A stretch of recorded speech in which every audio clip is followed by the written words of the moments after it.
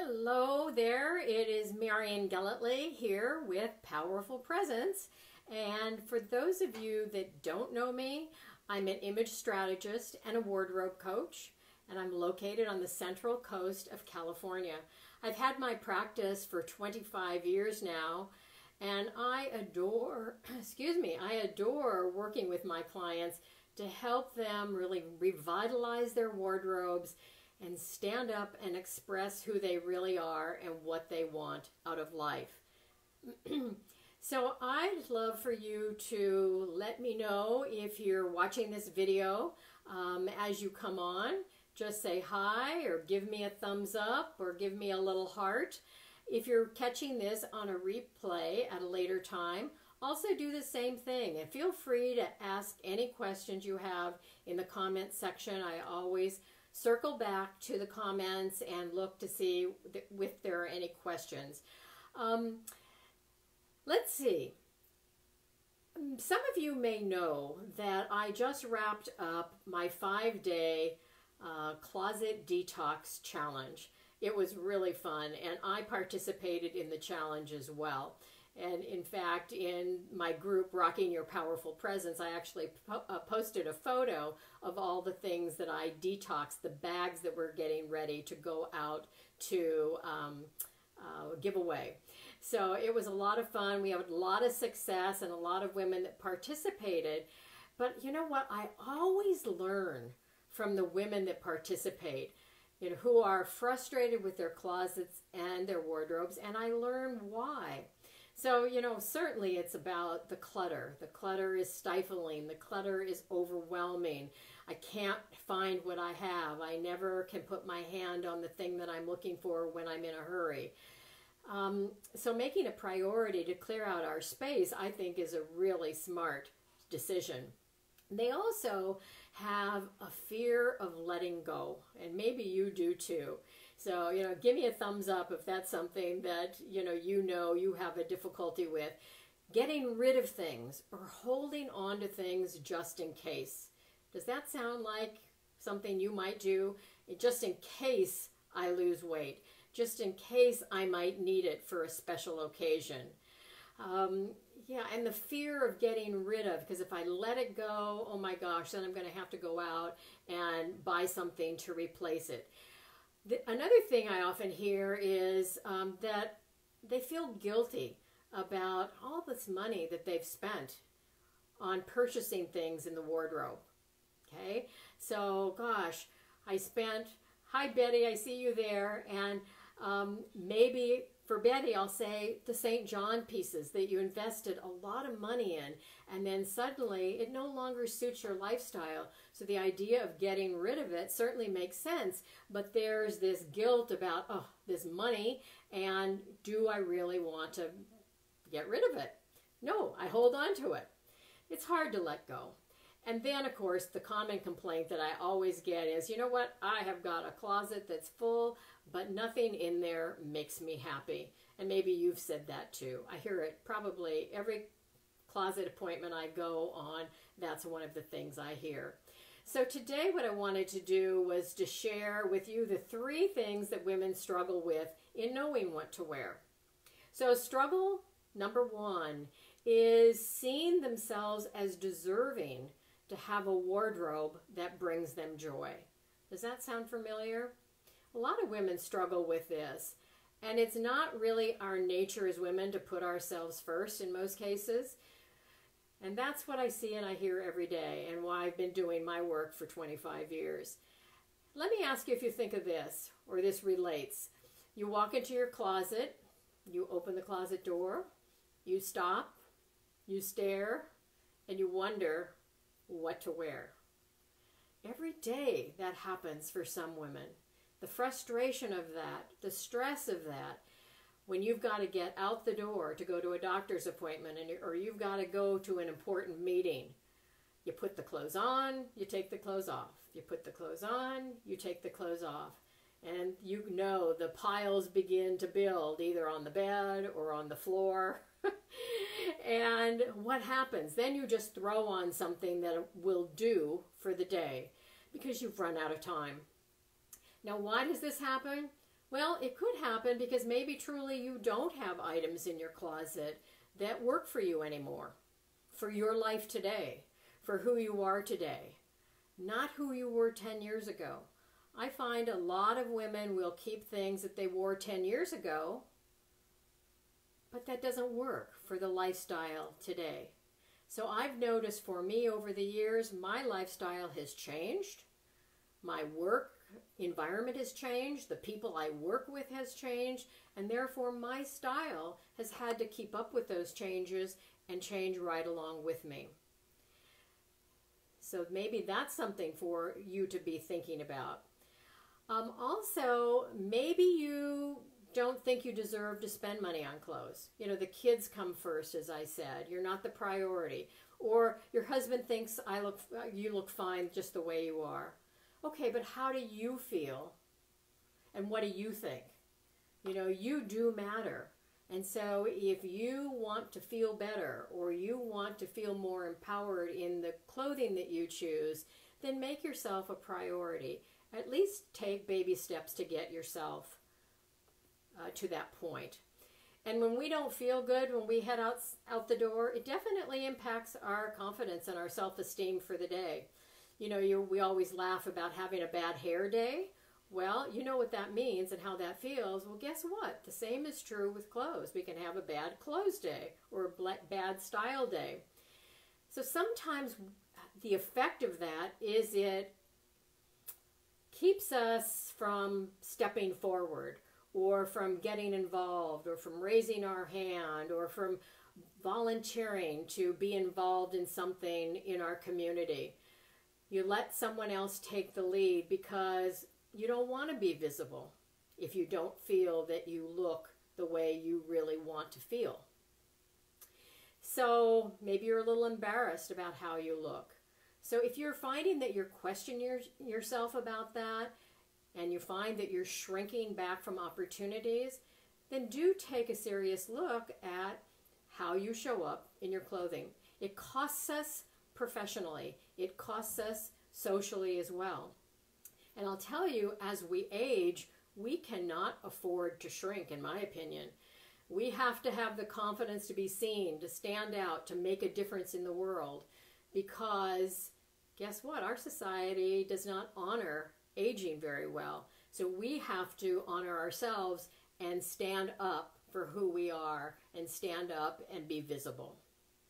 So clothing definitely can give us that confidence that we need to be visible and to be proud of how we look. And as I said before, I really encourage you to look the way you want to feel. You know, confident dressing can also have an impact on our relationships, our intimate relationships, our business relationships, our social relationships. Maybe maybe you're working in a company and you're a leader of a team.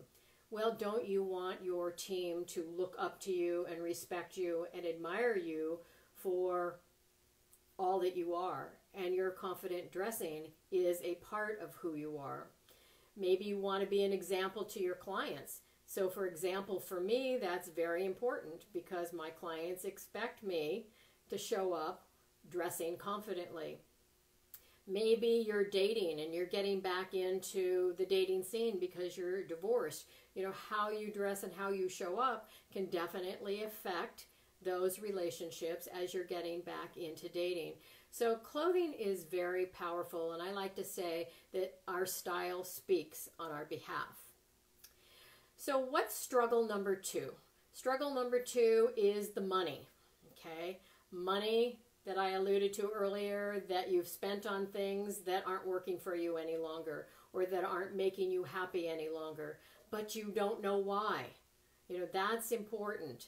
If it's a lifestyle change, that's easy to figure out, but if it's something else, if it's the fit, if it's the color, if it's the personality of the piece, sometimes you don't know why something is not working on you. And that's one of the things I really like to teach my clients, so they're very clear about that. And there's certainly guilt associated with having spent money, putting the garment in the closet, still the price tags could be on it, and yet you've never worn it. So yes, we feel guilty about that expenditure of money. But also the other money issue that comes up for a lot of women when they're trying to figure out, what to wear, is knowing or assuming and believing that they have to spend a lot of money in order to replace what they get rid of. Now, that could be true.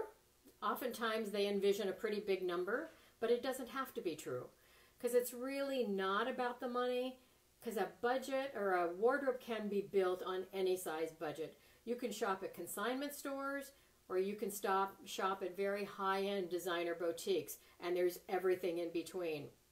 So just know, you define, okay, what is my budget? What can I afford? And what am I going to, where are going to be my resources? And I help my clients, whether they're online clients or whether they're one-on-one clients, actually figure that out. Now, the other thing I'm going to say is I am going to guarantee you that there are some great pieces that are hanging in your closet, even though you don't even realize they're there probably. Maybe you just haven't figured out a new way to wear those pieces. Did you know the statistics that women wear 20% of their clothes 80% of the time? Wow.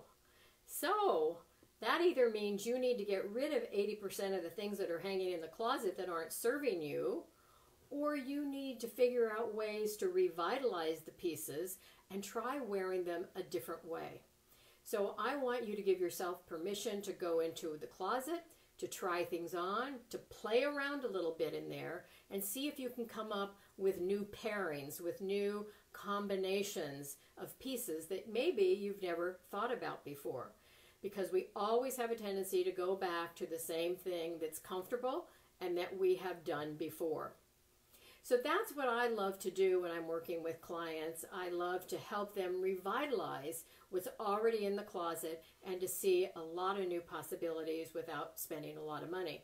Now, I mean, truth be told, you may have to buy some new things to bring that spark back into your wardrobe. So again, that you can look the way you want to feel, but you can do it on your budget. I was in a closet last Friday, and this is somebody that had been through the closet detox. She's actually been through the What to Wear program. And I went into her closet, and my goodness, there was all kinds of wonderful space in there. Lots of air and lots of space. And she was very proud of all the work she had accomplished. And I was very proud of her as well. But she said, I'm really frustrated because I can't figure out how to put things together. And I said, I can tell you, I can see why that's a little bit of a challenge for you, because none of the colors that were in the closet integrated with one another. So building a wardrobe is very strategic, if you will. And one of the strategies is to really know the color palette that works for your personal coloring. I want you to know, again, you can do it on your budget, and I want you, if you have to spend money, to realize that yes, you may be spending money, but it's an investment in you because you are worth it. Okay, and the third struggle for knowing what to wear is the body. The body is changing, and what used to work doesn't anymore. Can you relate to that? I certainly can. But let me tell you a little bit about my story. I became very self-conscious about my body at the age of 12. And that's when I started looking in the mirror and saying, wait a second, I don't look like my friends. My friends who are tall and lean, and have athletic bodies. And here I have this body that's got a lot of curves and a lot of boom going on, which at 12 years old I didn't think was so great at all. And so I love to shop, however. I love to go into stores. I love to shop. I love style, even at that age. And I worked in my father's pharmacy, Saratoga drugstore. And in my lunch hour, I would take my paycheck and go right next door to Swanee's. And in Swanee's, I would pick out things, take them into the dressing room. And I can tell you, most things didn't fit my body. So Okay, so what did I start doing? Like most young girls would do, you blame yourself, you come down hard on yourself, you become self-conscious. That became the norm for me. But the good thing is that I really never gave up. I kept trying to figure out how I was going to dress this body that I had. And that was a good thing for sure. A good thing for me to figure that out then, but a good thing to help me with my clients who struggle with very similar issues today. Well, I definitely learned how to dress my curves, my full bust, and my very out of balance proportions. But I did realize how all those negative thoughts I really held those a lot longer than I should have. What I did was I learned what worked and I bought fewer things, but I spent a little bit more money. You know, for a teenage girl at 14 or 15 who was working at her father's pharmacy, I didn't have a lot of money to spend, but I would buy what I could buy at the best quality that I could buy. And I did that for a couple of reasons. Because for my body, fabric is really important, and usually good fabrics are a little more expensive. And I also needed seam allowances so that things could be let out or things could be let in. So I learned some of the secrets, so I bought fewer things, but a little better quality and with seam allowance. So I learned also to go shopping on my own, not with my friends, so that I wasn't comparing my body to their body and feeling bad. Because I didn't tell you this, but one way I thought that I would solve my problem was to go to Weight Watchers and lose weight. And I can tell you, losing weight does not change all the curves. So I still have them today. So right now I would say I'm appreciative of my own type of beauty with my busty, curvy shape. And my passion today is helping women just like me who have struggled somehow in their dressing, have struggled in their wardrobe, have struggled with comparing themselves to other people, and really help them find a style that speaks for them, that finds a style that will flatter them, that finds a style that will suit their lifestyle, their personality, their personal coloring. And I would love to be able to do the same thing for you. I want others to see you and get a glimpse of who you are. So what I'd like to do is just to put an invitation out there for those of you that have not been in my What to Wear virtual style school program. I would like to invite you to that program so that you don't have to struggle any longer and you can get the support that you need. Now, this is an interactive course, weekly teachings for 6 weeks, and a coaching program that goes along with it. So you're going to experience that from the comfort of your home, but it's a chance for you to get personalized feedback every single week in a safe space. You're not going to be alone. You're not going to have your questions go unanswered. You're going to have my support every step of the way. And I'm going to walk you through the exact same process that I use to support my in-person clients. You know, helping you dress your essence no matter where you live in this world. But I'll tell you, time is running short. The doors are closing on Thursday evening at midnight. So that's why I wanted to do this Facebook Live, just so that you would not miss getting signed up if you would like to. And so I invite you, there is a link at the above this video. It's a link that you can go to that gives the full details of the program, and also a purchasing link to take you right to the cart before we close on Thursday night at midnight. And I also would just like to offer you special savings off the program of $200. And all you have to do is use the code DETOX when you register. If you're not sure if this program is for you, I totally get it. And I would just invite you to go ahead and private message me. And let's go ahead and set up a time sometime within the next 48 hours before the doors close, so that you can ask your questions to find out whether this is the right program for you, or whether there is another program that would be better for you, or even one-on-one, working with me one-on-one. And by the way, I work one-on-one not only in a local environment, but also virtually through the use of Zoom video conferencing. It's been quite amazing how that works so well. So I hope that you're going to overcome the struggles of knowing what to wear by, number one, believing that you deserve to have a wardrobe that brings you joy. By number two, by realizing that it's not really about the money, it's about you and the investment that you make in yourself because you're worth it. And number three, it's about accepting the body that you have now and discovering all my tips and my 5 elements of style to make sure every time that you look in the mirror, you say, dang, I look good.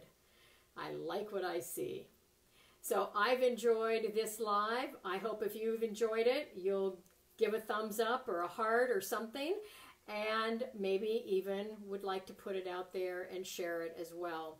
So thank you for joining me this evening. And remember, if you are watching the replay and you have questions, go ahead and put your questions into the comments section and I will ask them.